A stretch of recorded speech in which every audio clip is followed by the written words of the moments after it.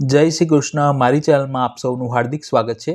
આજે આપણે શ્રી પ્રભુને શીતકાલમાં ભોગ ધરી શકાય તેવી સખડી વિભાગની સામગ્રી રતાળુના સ્ટફ પરાઠા સિદ્ધ કરીશું।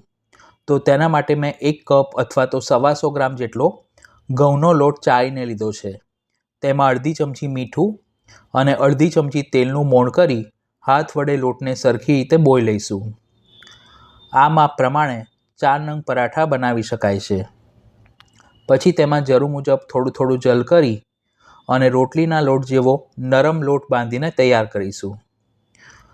લોટ બાંધ્યા પછી તેને ઢાંકીને 10 મિનિટ માટે મૂકી રાખીશું, જેથી તે પલળીને સરખો સેટ થઈ જશે।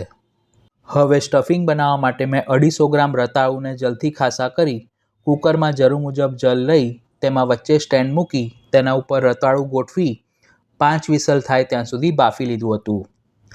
રતાળું રૂમ ટેમ્પરેચર પર ઠંડુ થાય એટલે તેને છોલી લઈશું। આ જ રીતે આપણે શક્કરિયા, સૂરણ, અળવી અને બટાકાનો ઉપયોગ કરીને પણ પરાઠા બનાવી શકીએ છીએ। હવે બાફેલા રતાળુને આ રીતે છીણી લઈશું।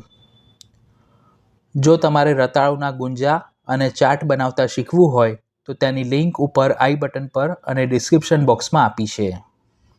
હવે સ્ટફિંગને વઘારવા માટે કઢાઈમાં 1 ટેબલસ્પૂન તેલ ગરમ કરી તેમાં અડધી ચમચી જીરું અને 5 ચમચી હિંગ પધરાવીશું। બધી જ સામગ્રીના માપ મેં વિડીયોના ડિસ્ક્રિપ્શન બોક્સમાં આપ્યા છે।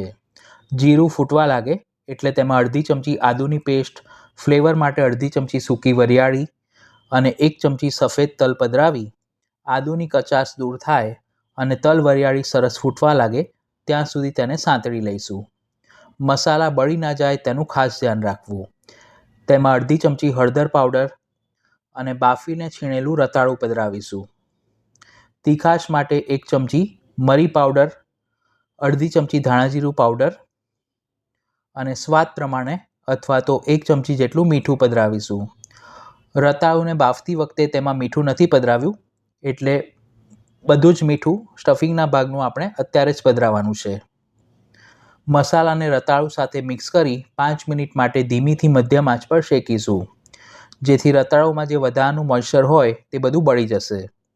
પછી તેમાં ખટાશ માટે 1 ચમચી લીંબુનો રસ, ગળપણ માટે 1 ચમચી દળેલી ખાંડ અને 2 ટેબલસ્પૂન બારીક સમારેલી કોથમીર પધરાવી મિક્સ કરી સ્ટફિંગ તૈયાર થાય એટલે ગેસ બંધ કરી તેને રૂમ ટેમ્પરેચર પર સરખું ઠંડુ થવા દઈશું।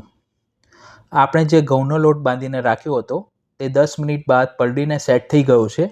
તેના ઉપર અડધી ચમચી જેટલું તેલ કરી લોટને સરખી રીતે કેળવી લઈશું અને તેમાંથી મધ્યમ સાઇઝના લુવા બનાવીશું। હવે લુવાને ચોખાના લોટના અથવા તો ઘઉંના લોટના અટામણમાં કોટ કરી મધ્યમ જાડું ગોળ પરોઠું વણી લઈશું। રતાળુનું સ્ટફિંગ બનાવીને રાખ્યું હતું તે સરખું ઠંડુ પડે એટલે તેની ગોળાકાર ટિક્કી વાળી લઈશું। પછી તેને પરાઠાની વચ્ચે મૂકી સામસામેની કિનારી સરખી જોઈન્ટ કરી અને અંદર બિલકુલ પણ હવાનો ભાગ ન રહે તે રીતે ફિટ પરાઠાને સ્ટફ કરીશું। જો તમે પરાઠું પોલું ભરશો તો શેકતી વખતે તે ખુલી જવાની શક્યતા રહે છે। ફરીથી જરૂર મુજબ અટામણ લઈ અને મધ્યમ જાડું પરોઠું વણી લઈશું। જો તમારે દૂધ ઘરમાં આ સામગ્રી સિદ્ધ કરવી હોય તો ઘઉંના લોટના બદલે ફરાળી લોટનો ઉપયોગ કરવો અને અંદર પણ આપણે જે ફરાળમાં ઉપયોગમાં લેતા હોઈએ તે મસાલા પધરાવવા।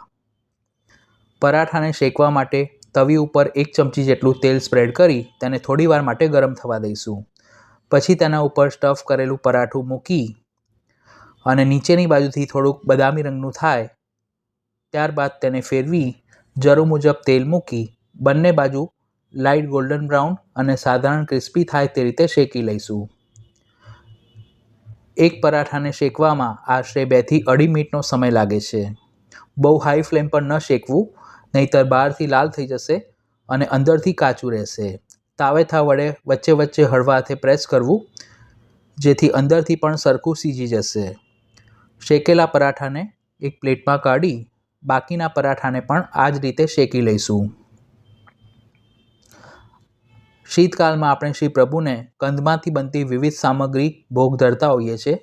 આ કોઈ નિયમની સામગ્રી નથી, પરંતુ અદકીની સામગ્રી તરીકે શ્રી પ્રભુને ધરી શકીએ છીએ। બધા જ પરાઠા શેકાઈ જાય પછી તેને એક પાત્રમાં કોથમીરની ગ્રીન ચટણી અને ખજૂર આંબલીની મીઠી ચટણી સાથે સાજીશું. તો આપ પણ આ સામગ્રી ઘરે અવશ્ય સિદ્ધ કરજો. સામગ્રીની રીત પસંદ આવી હોય તો વિડીયોને લાઇક અને શેર કરવાનું ન ભૂલશો. ફરી મળીશું એક નવી રેસીપી સાથે. Thanks for watching this video.